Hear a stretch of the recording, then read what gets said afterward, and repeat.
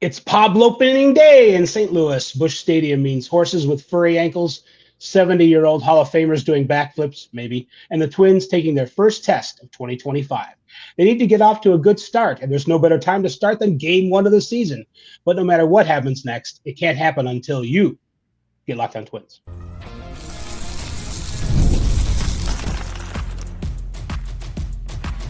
You are Locked On Twins, your daily Minnesota Twins podcast. Part of the Locked On Podcast Network, your team every day. Well, hello again, everybody, and welcome back to Locked On Twins, your daily go-to source for the top Minnesota Twins insight, discourse, and analysis. Personally, it's my favorite show of the Imperial Locked On Podcast Network, which, by the way, brings you your team every day. Don't forget, hit like and subscribe where applicable. I'm Dave Brown, an MLB writer. Since Pablo Lopez was a toddler in his backyard, scampering around in a diaper, pretending to be a vascular surgeon when he grows up. I'm also a BBWA member and a Hall of Fame voter. Across the Great Plains of cyberspace is Brandon Warren, who I bet has never ridden a Clydesdale, but is willing to learn. Brandon was a Twins fan who became a Twins writer, and now he's both as a site expert at Puckett's Pond, a blog about the Twins. Go read Puckett's Pond, at least for now. On the podcast today, did we mention that it was opening day? And in St. Louis, that makes it a little more special because of the pageantry and the red stuff everywhere. The Twins are down for it all, and they love a good spectacle, but they love winning more. And today is the first day of the rest of the season. They don't want to get behind the Guardians 5 games in the ALC before the first week of the season's over. So when we say it's go time, go means go. Go, man, go right now. So this is the yeah. Well, this is the only time of the year that I appreciate bunting because that's the stuff they put out on the rails for opening day and the postseason. So bunting, the red, white, and blue. Yep. Red, white, and blue, baby. All America bunting. But yeah, happy New Year, Dave. It's very exciting to see you coming from the belly of the beast, so to speak, in St. Louis. And I actually was just walking back from dropping off my son, and my Dodgers fan neighbor was standing outside with his dogs, and I said, Happy New Year! And it took him a minute to kind of figure out what I meant, but at Target Field, that's the rallying cry on opening day, or home opener day, as it were. So I'd like to keep that alive. I'm doing my best. Yeah, well, the Dodgers already kind of had their opening day. And that was sort of I said, I guess you already got your opening day. Whatever, man. And he just kind of laughed. Well, I'm glad everything's funny in the world of the Dodgers. How nice for them. Yeah. But so as my little graphic says, I'm in St. Louis. I've been inside the clubhouse of the Twins, talking to some players, listening to some players, listening to a manager, looking for Clydesdales and Ozzie Smith doing backflips. I haven't seen some of that yet, but and Austin Martin. And looking for Austin Martin, who's, my conspiracy theories about how injured Mickey Gasper was. I have some more conspiracy theories about that, which I'll share a little bit later. But Austin Martin's not around. He's not a contingency plan. Gasper's ready to go. Justin Topa's ready to go. Justin Topa's like, I was only shut down for a day or something. I don't know if that's true, actually, Justin, but that's how he remembers it. And he's ready to go. But Pablo Lopez is ready to go. Firstly, for the Twins, he is making the opening day start for the third straight season. Only a couple other guys, Radke and Dave Goltz, I think, are the others. There might have been one other person. But it's a rare occurrence. And Rocco's like, we acknowledge all the pageantry and the circuses of opening day and the honor that it is, but it isn't like a retirement award or a Irving Thalberg Lifetime Achievement Award. Pablo is starting the first game because it's as if it were the first game of a playoff series. He gives the Twins the best chance to win right now today. And they are, as far as I can tell, feeling an urgency to get off to a good start. I think they should too. Not that, the transition period that the organization is in right now. I mean, it could make it easier to make changes that were otherwise tougher to make, because there's optics and all that stuff. And that's not to say that I thought maybe Rocco Baldelli was 100% safe to begin with, but I'm not saying he's not either. I'm just saying if there was ever a time to make a change, they've had, they're coming off a down year, collapse, and all that. That would make some sense. And I think the urgency there is just too inherent in the fact that the AL is such a toss-up this year. I think it's 14 of the 15 teams by Fangraphs are projected to win between 76 and 86 games. So it's going to be imperative to get off to a fast start, because when teams are clumped together like that, whoever races out to the front of the pack, it doesn't make it any easier to stay there, but you've got a better chance of staying there because everybody's, kind of battling each other day in and day out. So I think it's an urgency that would have been nice to see from ownership in terms of adding one more nice player to this roster. I think that I still really like this roster. I still think it's the most talented roster in the AL Central, but ultimately it kind of feels like go time. Like it's not because the Twins haven't been decent under Derek Falvey or Rocco Baldelli, but it feels like go time. I think you're onto something there. I think that's what the Twins are feeling at this point. Yeah, there's definitely something in the air about how they are. I don't know if embarrassed is the word, but they're not happy with how they didn't take full advantage of the talent on the roster last year. They didn't have the best year that they could have had. They've changed. They've been seemingly transparent about the processes that they're changing. Mm-hmm. And basically, in a nutshell, Rocco's like, well, we're changing how we prepare. We're doing it less on an individual basis. We're doing it more in groups. Pablo yesterday talked about the pitching staff as a unit on the team rather than, individual guys, and being there for each other a little bit more, watching each other's bullpens, suggesting things, not being afraid to say, hey, this looked good when you were throwing. He was giving a specific example about Chris Paddock doing this, but Paddock even saying something to Lopez, you think Paddock would be the one who could be in position to learn something, but Lopez is like, he pointed something out and it was really a good suggestion. And I just appreciated that he was interested enough and cared enough to make it, because it really is true that a rising tide lifts all boats in terms of a baseball clubhouse and a baseball season. And if and you're right too about the Twins sort of leading from behind as far as the players and the coaches and the manager doing it rather than ownership. Ownership's, I know they have their hands full with trying to sell the team and all. We have to go. We're not going to be here for the long. But what that leaves the Twins left. What that leaves the Twins at this point is, well, we're going to have to do this on our own. They did go out and they spent a few $1 million on Ty France and Danny Coulombe and some other people to fill in some holes on the roster, but they didn't make the big splash that we kind of thought that they could and they should. So the Twins are on their own. And just one thing about how the roster is set up, regardless of the additions that have been made. You look at Royce Lewis, who's dealing with his hamstring. You have Brooks Lee, who's dealing with his bad back.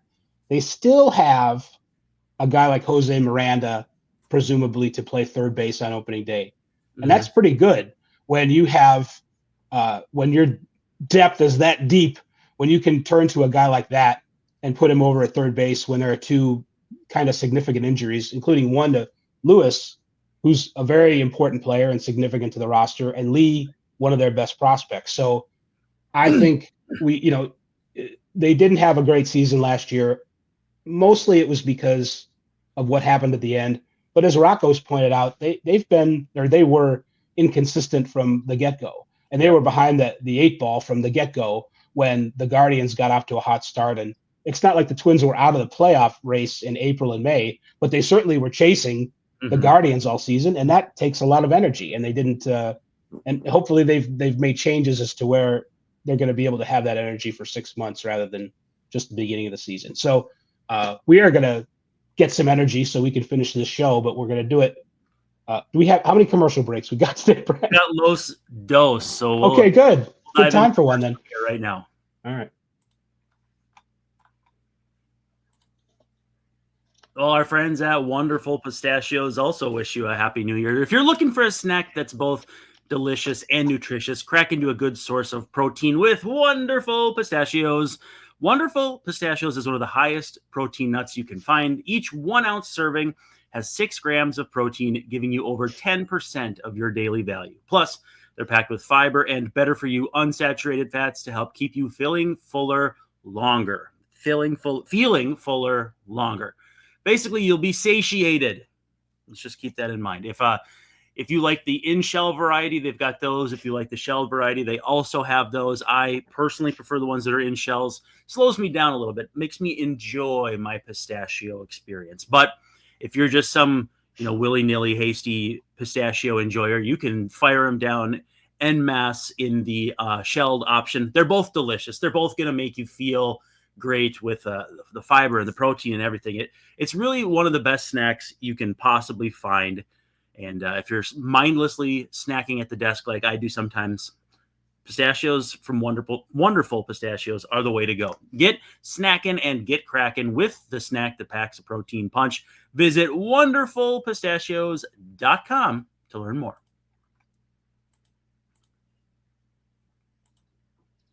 So we are back. I'm Dave Brown, and Brandon Warren is Brandon Warren. Hey, and I wanted to jump in just for a second because you kind of had a soliloquy there, and then we went into break.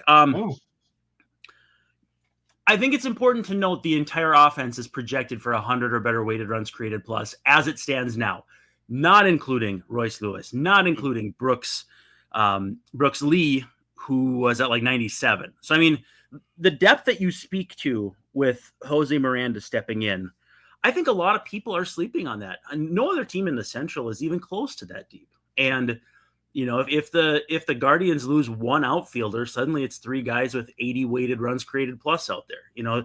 The Twins have a level of depth that the other teams can't match. It's just time for them to play like it. And I think you mentioned some of the changes. Like, the Twins are an organization built on continuity. But I think when you have a collapse like they did down the stretch, you should question everything. I mean, you might think that what you're doing is by the book, or even new school, old school, whatever. But an intellectually curious person, a person who wants to make meaningful changes, has to question everything. And I don't think that's just baseball, but I think that, to me, seems like something Rocco would say if we were having a conversation out on the street. Question everything as far as, like, know your why. And I think that's a goal for the team this year, is like, okay, well, if what we did last year didn't work, why didn't it work, and what do we do differently? And I think that's part of, too, where some of that perceived urgency comes from. I think that is one of the reasons why Rocco is maybe going to be a better manager this year, just because he has an open mind about certain things. And I know people get hung up on, Rocco being rigid in certain ways, like, if there's a platoon bat available, let's make a change here, or some of the other things that are that people make fun of Rocco on the internet for, on Twitter. But I think just him being aware of something not working and trying to do something different in order to get a different result is going to be a plus this season. And that is, there's a little patience there as well. I mean, there's insanity. Like, the opposite of insanity is doing the same. Yeah. I mean, yes, it's very sane. It's very sane to do it like this. I'm very sane, very, very sane. Like, the most sane people will tell you this. I have a very similar, fool me once, but I was very optimistic about last season. I thought that, when they were 17 games over 500 or 16 or whatever it was, I'm like, this is just like the bottom. This is the floor. The ceiling is much higher. It didn't turn out to be so. But I think if you look at the depth and what the team is capable of and how it thinks about itself, and realizing that it can't rest on its laurels, and that doing so gives you a result similar to what happened last year. I think that was one of the problems. I think, like you said, I don't know if Rocco is managing for his job, but in a way he should be, because if you don't make changes based on what happened last year, you're fooling yourself. You can't only just say to yourself, hey, I love the talent on this team. We're 3 deep at third base. We're just going to roll out there the same way we did the year before. You can't do that. You have to approach it at least with subtle differences, but meaningful ones. Like the example I gave of Pablo and Paddock with the bullpens before. So we'll see if that makes a difference this year. Hopefully it does. So just a couple things that I noticed from talking to people in the clubhouse. Gasper and Kersey are very grateful for the opportunity to play on opening day. There are 4 guys on the roster who are experiencing their first opening day. A couple of them, it's kind of funny. One of them is Justin Topa, wow. I think. And I mean, he didn't have a baseball card either until he was in his 30s, right? So, I mean, right. I mean, I'm almost 40 and I don't have my own, so I can't really compare. But well, we could work on that. We can maybe get you your own card. But you listening? Was it Allen and Ginter? Yes. Locked On Twins card next to the popcorn card next to the one about just some random. I love that set, but boy, it is random. Simeon Woods Richardson, also another guy who was around last year, but not for opening day, I believe. At least I think that's what Phil Miller wrote. I know Varland was in the rotation. Was Varland Paddock? No, I'm trying to think. Yeah, it's very possible. It's, we remember the end of the season. Like I wrote at Puckett's Pond, like there's certain things we remember. We remember opening day for the fanfare, but we don't remember the end of the season if it's like a death march. So it's a good question. I know Louis Varland was the number 4 starter. Right. Looking back on it, I'm like, I completely memory hold that one. That was gone. Which is funny because we talked about it ad nauseum. Like, well, is this the right thing to do for Louis Varland? Shouldn't he be in the bullpen? That's where he's had the best success. But he wants to start because that's where the money is, which he said maybe he shouldn't have.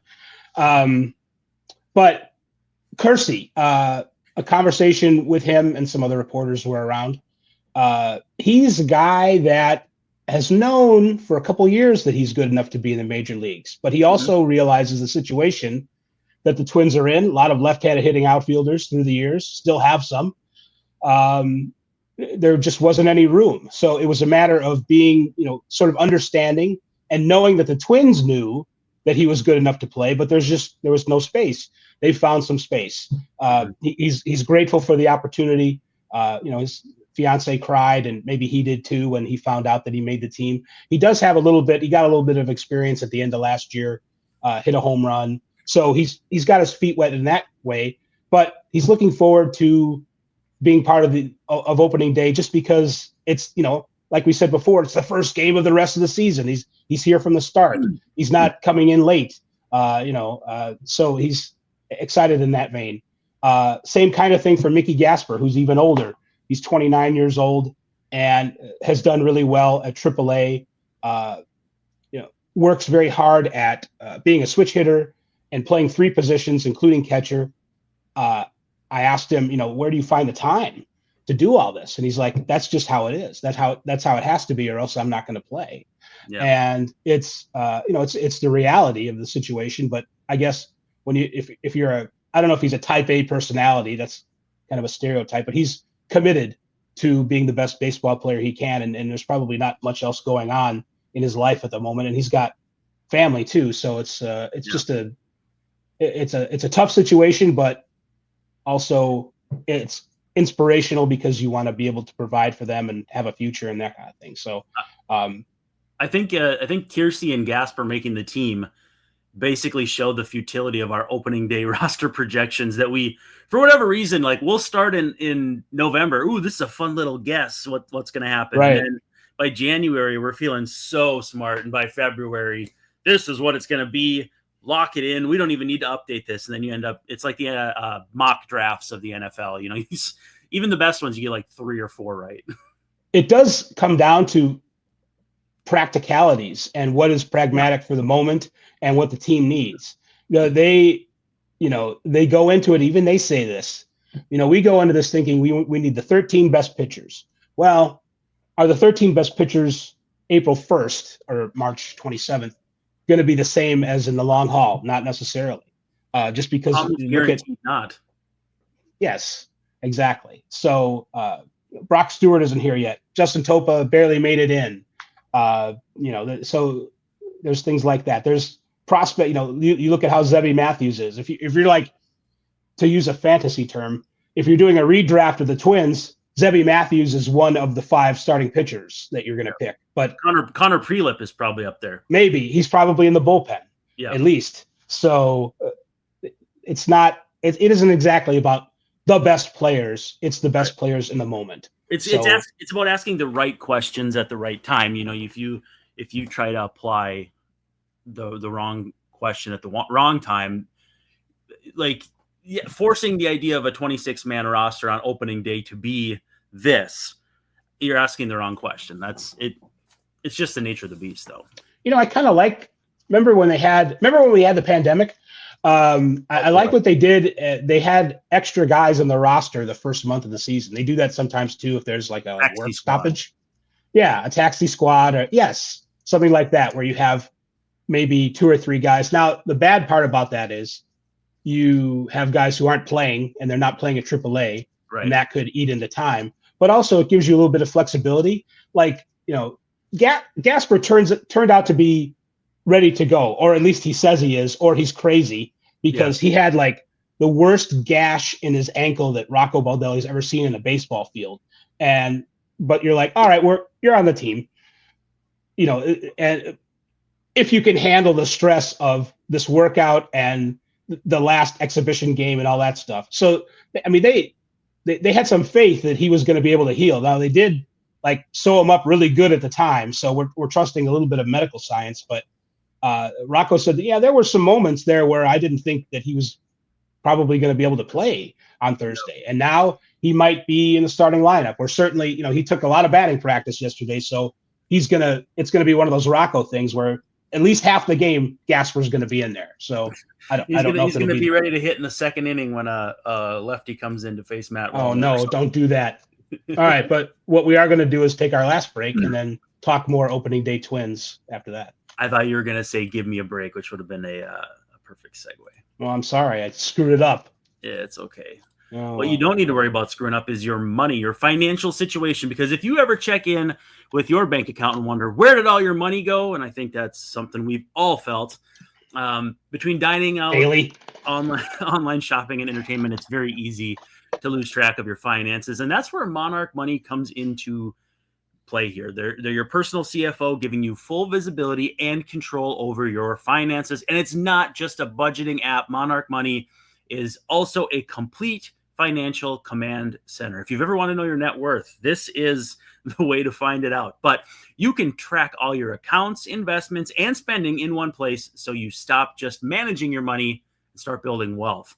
I personally love the all-in-one convenience. It's all in one place, so I can keep track of investments, checking, and different things coming out periodically versus one-offs and all of that sort of stuff. It gives you just incredible control of your finances, which you take control of with Monarch Money. Use code LOCKEDONMLB at monarchmoney.com and you'll get 50% off your first year. That's right, half off. That's monarchmoney.com, code LOCKEDONMLB, and they'll give you half off your first year. And we got to give some love to our friends in the supply trade, or the skilled trades rather. Get the supplies you need from the site that is made for people in the skilled trades. That is Supply House. Whether you're in plumbing, HVAC, or electrical work, Supply House is the reliable way to order products online. They have an easy-to-use website packed with helpful resources and the latest product info to help you get the job done right. Plus, with a complete inventory of over 200,000 parts from 400 plus top brands, you'll find exactly what you need delivered fast from coast to coast. And if you need help with an order, Supply House offers expert support and industry-leading service, so you'll always talk to a real person every single time. And for trade pros looking for an edge, their free Trademaster program offers exclusive perks like a dedicated phone line, free shipping, and discounts on every single order. Thousands of skilled professionals are already taking advantage. It's your turn to do the same. Join the Trademaster program today at supplyhouse.com/TM and start ordering plumbing, HVAC, and electrical supplies with just a few clicks. Plus, Use promo code SH5, that's Sterling Hitchcock 5, for 5% off your first order. That's supplyhouse.com. Locked On Twins home stretch before the road opener, overall opener in St. Louis. A lot of pageantry expected. A lot of horses, a lot of Clydesdales, a lot of Budweiser. Do you want to be on the record for a win prediction total, or did you plan that for this episode? Because this is the last one we're going to put out before before first pitch. I think I had planned us doing one more episode before opening day than we were going to, and then I thought, well, so no. And long story short, like a win for the Twins. Yeah, like what? I have a pretty lofty total. It's not the highest I've ever predicted.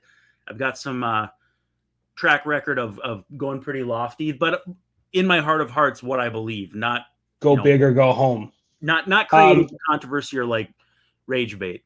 95 and 67. Okay, I was going 91 and 71. I go bigger than you.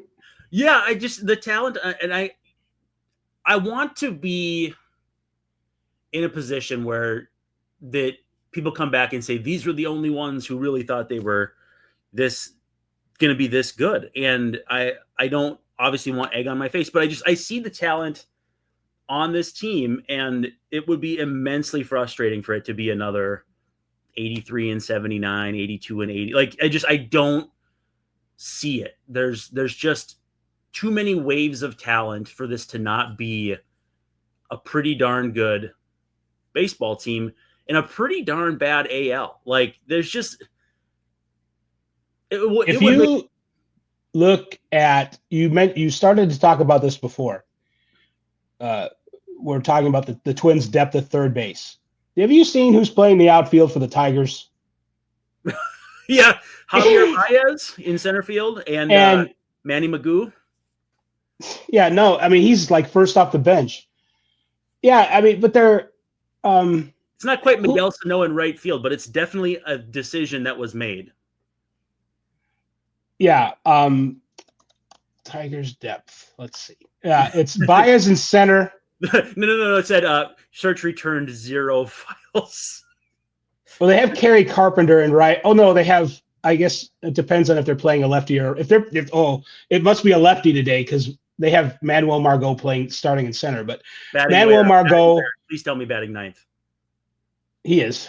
Okay, I was gonna say. Well, I guess I can't laugh. The Twins batted him lead off against lefty, so I can't. I'm laughing at myself. Ryan Kreidler is the other starting outfielder. He made the team over Spencer Torkelson. No, he's DHing. No, I mean like that on. Oh no, that's what I saw. I saw Spencer Torkelson in the outfield in a projection the other day. What is this? The White Sox? Sorry, Dave. I'm sorry. We have to remember you've been a White Sox guy for a while. Well, I had that beaten out of me. So, so that's what we're talking about. They do have Tarek Skubal, and Tarek Skubal is the best pitcher in the league. And I think they have good other things. Yes, by kind of you talk about the difference between teams in the American difference between Tarek Skubal and most other pitchers is pretty substantial. There's a big interval there. But these are the names we're talking about putting Spencer Torkelson in the outfield. We're talking about practice. Yeah. We're talking about he doesn't have any practice time in the outfield. The Twins have Deshaun Kiersey as their fifth outfielder, and there's a path for him to be a very useful, pinch runner / steal base defense, late inning defense, and then he'll knock a homer or two. He can drive the ball gap to gap. That's a nice player to have as your 26th man. It really is. Starting other places. I feel silly not thinking about him more in terms of the possible last roster spot. Now, Randy Dobnak snuck up on me a little bit. Good for him, though. Good for Randy. Honestly, good for Randy. The history of his finger is sick. I mean, he has I had never heard of this injury before. He says the doctors that he went to, Randy Dobnak did, see one guy a year where they're pulleys in their finger. And I'm going to show you the finger right now. It's that one. No, it was the finger. Basically, it was the finger giving his career the finger. Yes. Now he says, maybe he's just Mr. Optimism, but he's like, my stuff is better than it was before. I'm like, all right, Randy, whatever. And if you see the results from last year, he was better. at the end of 24 at St. Paul than he was It before. seemed to get better as he went. Yeah. Which makes sense given that kind of dramatic physical, and he didn't have surgery. Some reports say that he did, but he did it twice, right? Like this was a 2-time deal. Yeah, yes, and twice, but also that doesn't even really begin to cover it because it sort of happened in waves and layers. It's like, all right, just it's going down the finger and it's becoming less useful as he goes. So it's just kind of terrifying. It's almost like a horror movie. But yeah, it's terrifying. All right. Okay, it would be for me. 91 and 71. 95 and 67. Watch, there'll be 93, and you know what? That would be nice. Let's split it. Let's split the baby. That'd be great.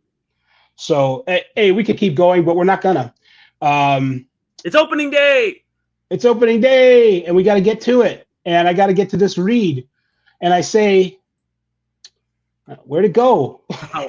Where's the read? Where's the read? Thank you for making Locked On Twins your first listen today. For your second listen, check out the Locked On MLB season previews. Every contender, every division, everything you need to know. Find all 6 episodes.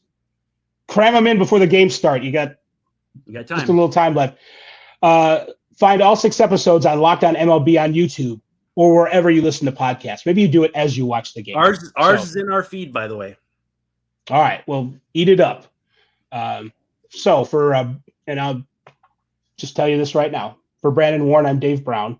Wishing you all a very pleasant good morning from St. Louis. At least I am here. Brandon isn't. No, Nathan Johnson. If it's see the jerk, sorry. As you were. What'd you call me? We're going to talk to you later after the game. There's going to be a Twins postcast and all that stuff, but we'll Alexei Casilla next time.